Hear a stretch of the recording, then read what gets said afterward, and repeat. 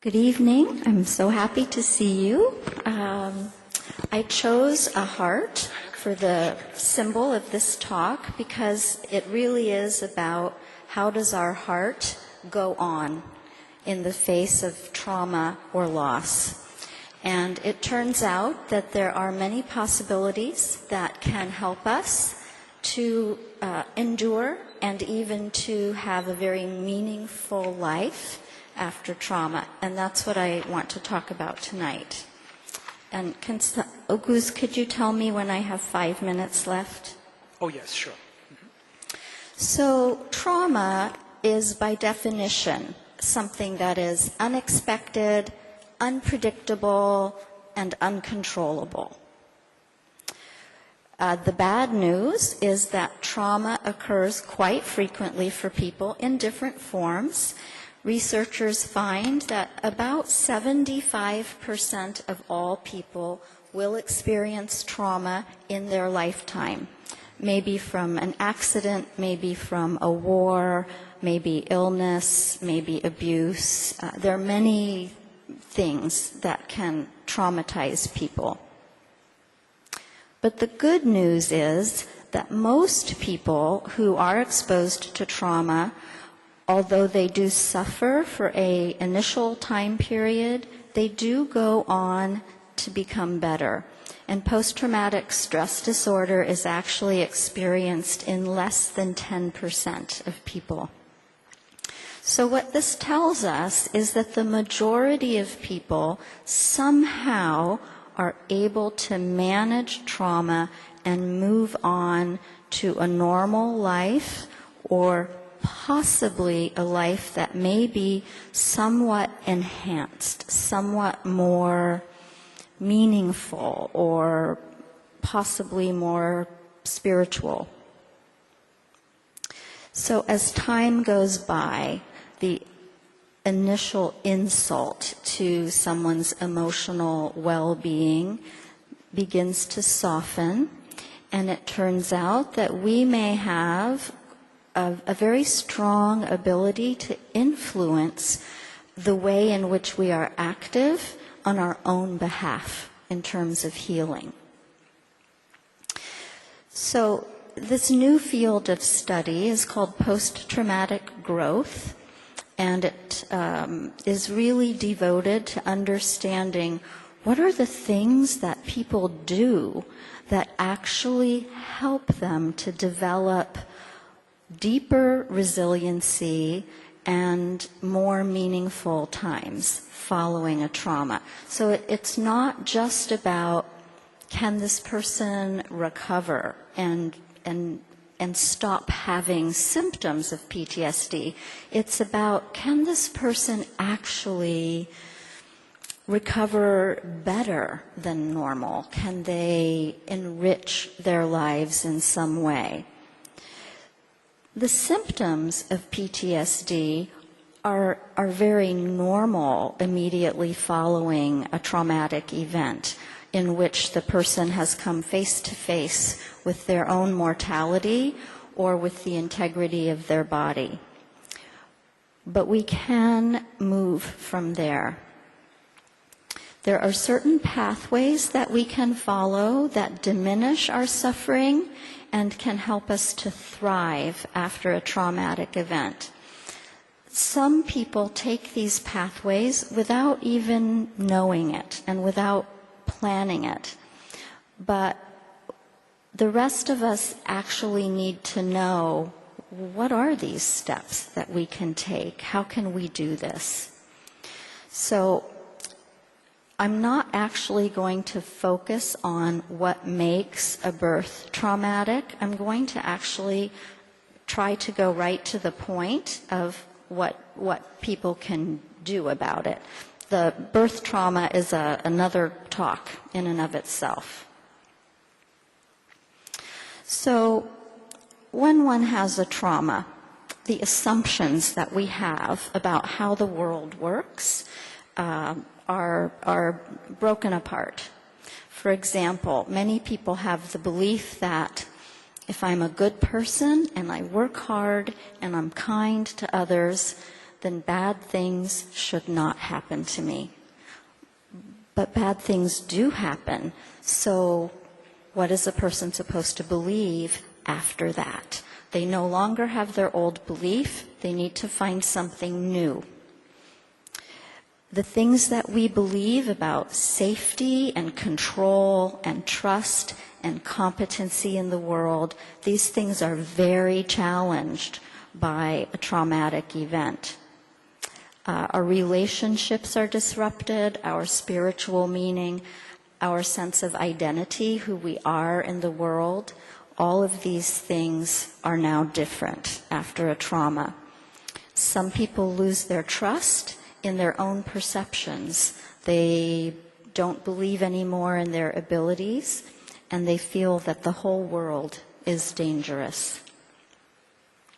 So what people need to do, the task, is to integrate the earlier view of life, which turned out not to be true, with the new information that they have gotten, which is that certain things are risky or dangerous or very painful, and they need to find a way to bring these two beliefs together into a new way of looking at the world, a way that acknowledges suffering but doesn't dwell in suffering. And this is the pathway to growth after trauma. We're all vulnerable to this, every single person, and it helps to know that we are not alone. There are others who can help us and who can show the way.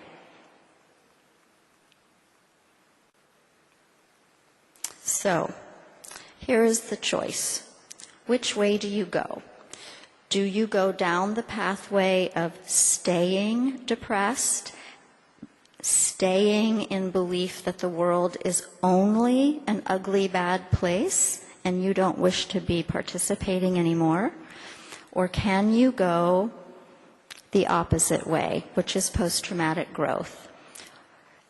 Some of the key issues here are that one must be proactive and intentional. There must be a purposeful approach to the things that are upsetting, the thoughts, the memories, the feelings.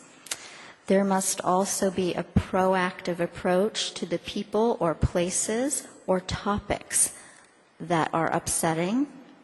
And in addition to this attempt to move toward the upsetting memories and so forth, there also needs to be a practice of relaxing, mindfulness, searching for what is good, what is positive. So there must be this balance of acknowledging the reality and the harshness of what has happened with a hope to move forward and a specific promise to oneself to look for what is good. There's actually a person in America who used to have a TV show. His name was Mr. Rogers, and it was a TV show for children. It was a very kind and gentle show. And sometimes when parents didn't know what to do with their children in difficulties, they would ask Mr. Rogers, what should I do? And sometimes parents would ask him, what should I do if there has been a terrible event in my community or a terrible event in my family? What do I tell my children? And Mr. Rogers would say, tell your children to look for the helpers, because in any bad time, there are always the people who are looking to care, to help, to give you a place to spend the night, to give you clothing, to help make you well again, to treat your wounds. And we teach our children, look for this. In the midst of darkness, look for the small points of light. This will keep your heart alive. Now, some people seem to naturally be able to approach this area of growth after trauma, and these are the things we find predict that ability. People with an extroverted personality, people who like to be with other people, enjoy talking to other people, who do a lot of sharing and community, seem to manage traumatic things better. People who have a strong spiritual belief system also seem to manage trauma better. In terms of providers, such as midwives or gynecologists, who may have to deal with really unhappy birth events, it's very important for them also to have the spiritual belief that where they have the understanding, what does life mean, what does death mean, and to accept that so that they can help their patients with that. People who have high levels of social support. That's probably why the extroverted people do better, is because they have more support, because they have more connections. They've always spent more time with other people, and so they have more different groups of people to draw upon for help and for hope. People who have a well-developed sense of gratitude, who notice over the course of the day the things that please them, the things that they feel grateful for, the nice cup of coffee, or the smile on their baby's face, or that they have a kind husband, or that their mother comes over with soup. The things of every day we really must learn to notice and be grateful about, because that attitude can really help when things are not going well. It is a uplifter of spirits, because the person who practices being grateful when times are good still has the skill of being grateful when times are bad. It's like a life raft in the ocean. If you have an attitude of gratitude, it keeps you afloat on the ocean. People who have an open mind for new experiences and who are willing to take new ideas and mingle them with their old ideas and to really try to understand bigger possibilities in their lives seem to do better with trauma. They seem to be able to take it in and somehow fit it into the whole picture of their lives. Perhaps they are less overwhelmed because they have more balance, but also that necessary task of creating new meaning in your life requires that a person be able to take in new information. Last 5 minutes? Oh, no, okay. No, we are flexible. Okay. Comfortable. When a person engages in relationships where they really understand somebody else's perspective, somebody else's way of seeing things, that's very helpful, because it means they have quite a flexible mind and they can try on different viewpoints. And sometimes after a trauma, one needs to be able to try on a different viewpoint in order to feel hopeful, in order to move forward.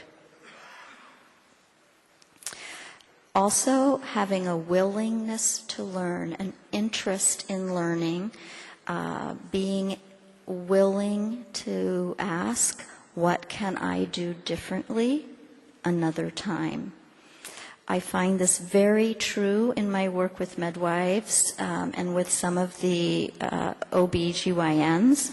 When there is a bad outcome at the birth, the people who do the best are the people who are brave enough to say, is there anything that I did or didn't do that I need to be aware of because I want to make sure that this doesn't happen again in this same way.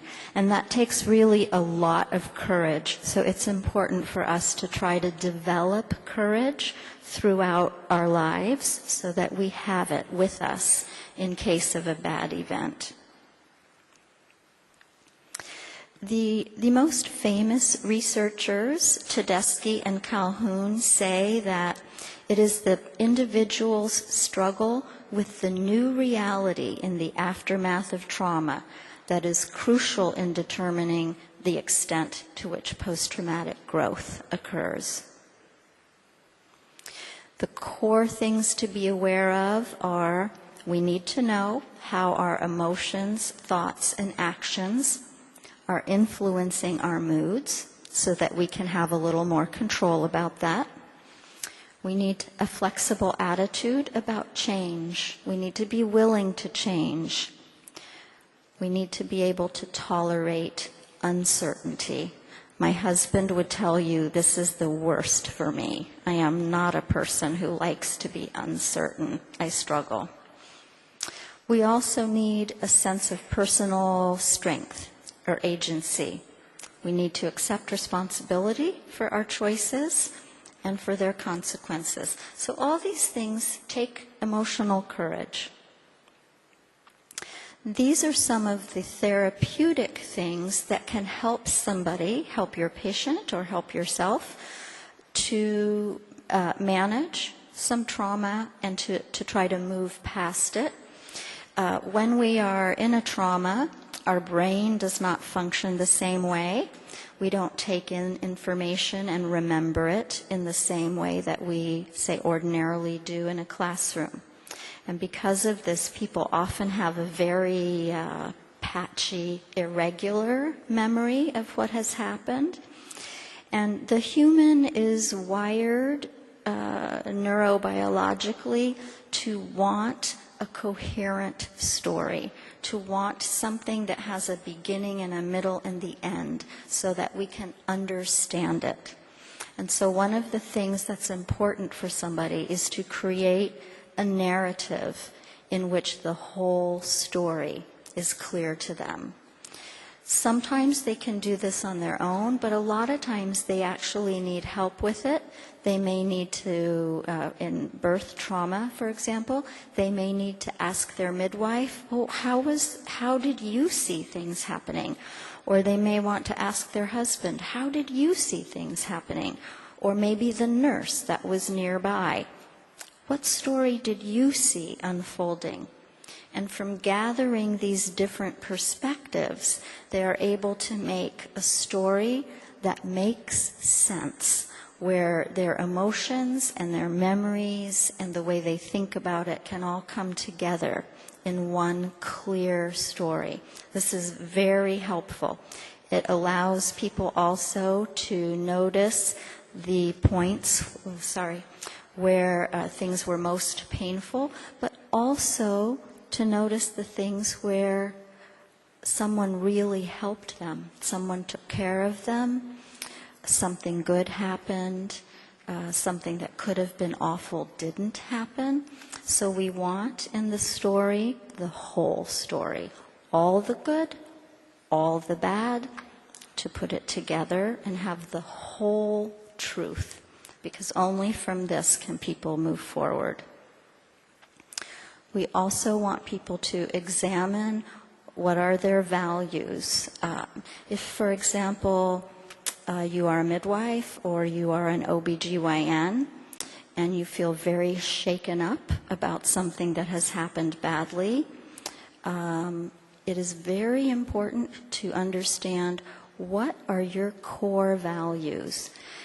What are the things that are most important to you in your life? Perhaps honesty, perhaps kindness, perhaps integrity. These things hold us upright when the world around us is shattering. And even in a trauma or after a trauma, a person can continue to have behaviors that support their core values. These core values don't need to go away. Your ideas may change about how the world works, but your core values, those don't need to change. Those can hold you up. And I think that it's important for people to be very concrete about this, not just talk about it. They need to write it down. And often they need to make a list of what are the ways in their in their behavior that they will support those core values. Write down that list, do one every day, or maybe do 2 every day to keep oneself going. I think I might be almost finished. So you also have to help people look for the positive. Especially, they need to look at positive changes in themselves, because they may believe that nothing will ever get better, and they will never get better. They are changed for the worse, and that's how it will always be. But that's not true. So we have to help people understand that that's not true. And the best way I know to do that is to have people every day write down anything that they have noticed that day that might be a little better than the day before. And then they should take those things at the end of the week and share it with somebody. Look, here's what it was like Sunday, but Monday I felt a little better at breakfast time. Tuesday I was kind to somebody. Wednesday I was able to go outside my home, which I have not been doing before. So we want them to write down so that they themselves notice and are aware that they are changing. Another thing that's very important is looking into the future. And one thing that's very helpful is to ask people, imagine yourself 1 year from now being happy and well and with family and friends. Imagine yourself feeling recovered from this trauma that has happened to you. And then notice, what are you doing in that future? What are the ideas that you are using to maintain a good life? And then, well, how did you get to that place? It's very funny how people can have a different perspective. If they imagine the future and work backward, they can imagine themselves doing things that if you ask them, well, what do you think you can do now? They have no idea. So that shift of perspective in time can be extremely helpful. And this slide is really more about midwives in particular. So for someone who does not have a spiritual belief system, a trauma is often a time when it will be very helpful for them to develop that and to look more closely at what is the meaning of life and how would they like to live their life in the future now that they had the experience that they almost lost their life or someone around them lost their life. Do you think we're ready to conclude, Leslie?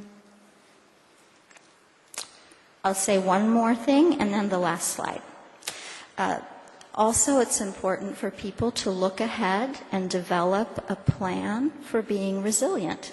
So even though right now you may not be expecting any trauma to come into your life, it might be important for you to imagine that that could happen and to make a plan. What will you do if that happens?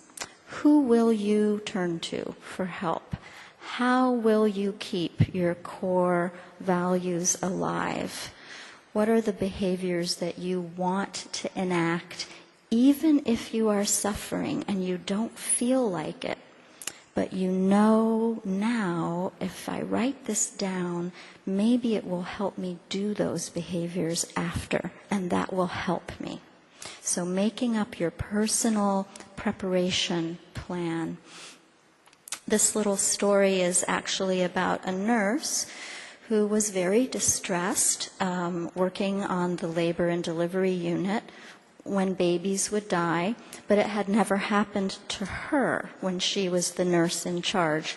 But she thought, one day it will happen, and I need to prepare myself. And so she made a plan, and she looked into what her beliefs were and how she would want to help the mother and how she would need to help herself afterward. And then when it did happen, she was much more able to do so.